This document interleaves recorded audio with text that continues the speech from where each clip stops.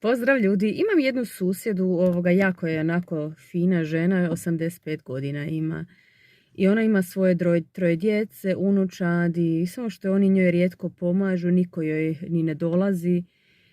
I sad ja sam se u početku, od kako sam uselila, tamo ima jedno 3 godine, sam se sažalila na to bakom i ponudila sam da perem stepenice. I znači ja svaki put kad perem svoje, perem njene.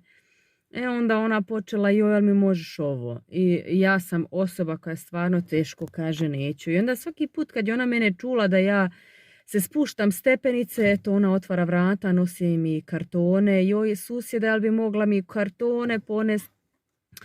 I sad taman neki dan idem ja, spuštam se stepenice, otvara ona vrata i kao ono jedva hoda, vadi ona kartone i ja sam stvarno jedna osoba koja rijetko kaže ne, ali u tom trenutku nisam imala vremena.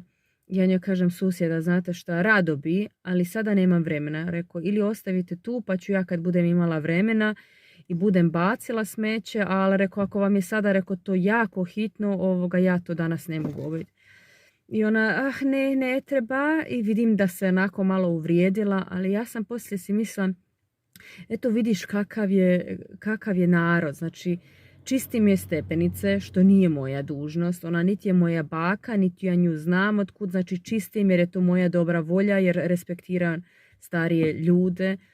Par puta sam je već nosila smeće, vozila sam je čak nekoliko puta i kod doktorice, znači nudim se sama.